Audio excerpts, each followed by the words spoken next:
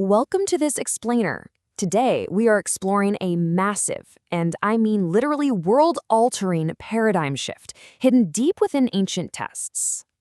We usually think of myths, right? We think of them as primitive spiritual allegories used to explain the cosmos. But what if they aren't just myths? What if they're actually literal, historical, corporate documents?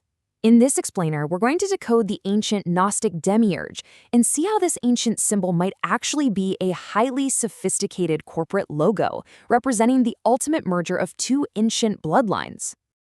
Okay, let's dive into this. For centuries, the Demiurge, which is often called Yaldabaoth in Gnostic texts, has been viewed as this terrifying spiritual boogeyman, a blind creator god who trapped pure consciousness in the material world.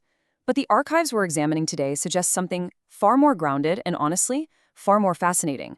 They propose that this image is not just a mystical entity, it's a literal family crest. It is the ancient masses attempting to draw the exact corporate logo of the elite families governing them. To understand how a spiritual myth could actually be a corporate logo, the sources introduce us to what they call the fractal quantum administrative system. So, what is that? Well, it's defined as a massive, overarching framework of control. According to the texts, this system relies entirely on dominating the legal and commercial spheres. The archives even claim it rewrites history through cartographic wipes and book burnings, all to manufacture a very specific, linear historical narrative. And the goal? To bind human consciousness into a manageable structure orchestrated by an unbroken lineage of oligarchs. It's like a giant puzzle designed to keep us looking the wrong way. Now, what's really interesting here is how the texts contrast two fundamental forces of reality to explain this. On one side, we have the vertical axis, or the spiritual urge. This represents pure, infinite consciousness, a direct tether to the zero-point field. It's totally non-local. On the exact opposite side is the horizontal axis, which is represented by the Demiurge. And in this context, the Demiurge is not necessarily a giant monster in the sky. Actually, scratch that. It's not a monster at all. It's the algorithmic machinery of the physical universe itself. It's a horizontal matrix of structured matter, built entirely upon limitation, linear time, and artificial boundaries. The texts argue that this horizontal, physical matrix obviously requires administration, and it is administered today by what they call the tripartite state. This structure basically divides the management of the globe into three distinct hubs. You have the Vatican, which handles the religious and astro-theological elements. Then there's the City of London, managing global finance and maritime law. And finally, Washington, D.C., serving as the heavy-hitting military and administrative enforcement arm. And this brilliantly illustrates exactly what we mean when we call the Demiurge a corporate logo. In antiquity, the Demiurge is famously depicted as a lion-headed serpent. Look at this breakdown. The image is actually a composite coat of arms. The two halves of the creature, the lion and the serpent, represent a merger of two incredibly ancient, powerful bloodlines. Each one provides a specific, absolutely crucial function within the matrix. Let's break down these two halves, starting with the serpent.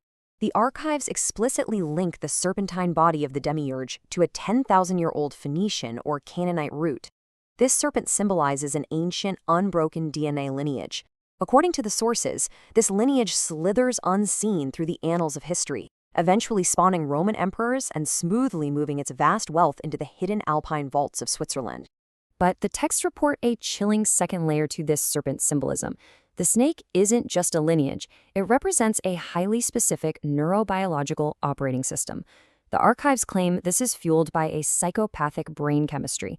Think of it as a cold-blooded reptilian consciousness that is utilized by these families to engineer order out of chaos, survive major historical resets, and ultimately hoard wealth to rule the earth.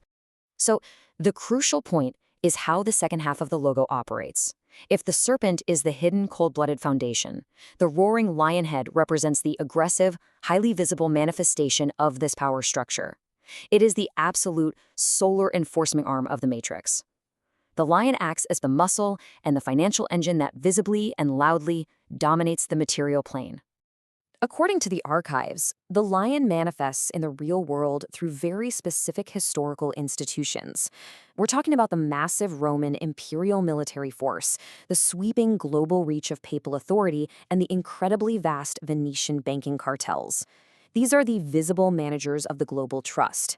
They are the enforcers who actively built our modern commercial reality piece by piece. The texts document that back in the year 466 AD, fleeing Roman aristocrats founded the city of Venice.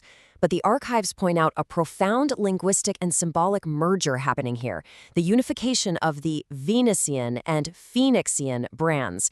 Think about that for a second. The phoenix, representing the ancient Canaanite survival bloodline, merged with Venus, representing the earthly matrix of commerce, banking, and desire. Venus plus Phoenix becomes Venice. It's the ultimate corporate merger, locked right into the name. This completely unmasks the entire system of heraldry and surnames, at least according to the archives. A flamboyant coat of arms featuring lions or double-headed eagles isn't just some romantic celebration of a family's heritage. No way. It is a literal corporate merger map, visually broadcasting how much wealth and territory a specific family absorbed. Conversely, if your family has dilute or generic heraldry, the text suggests this was simply a tracking system designed for state legibility.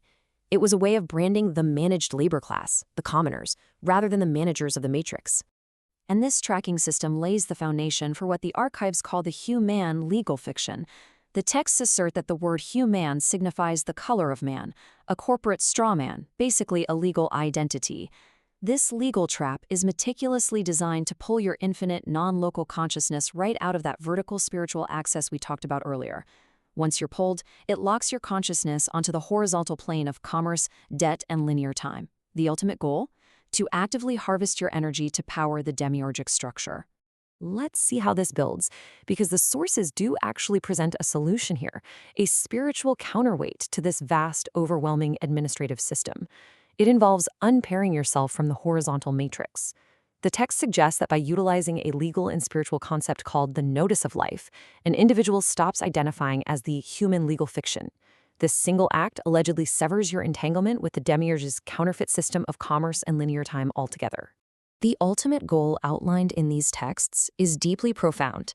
It's an ancient concept called tikkun, which translates to the return. By severing ties with the corporate fiction, the individual reestablishes their direct tether back to the zero-point field.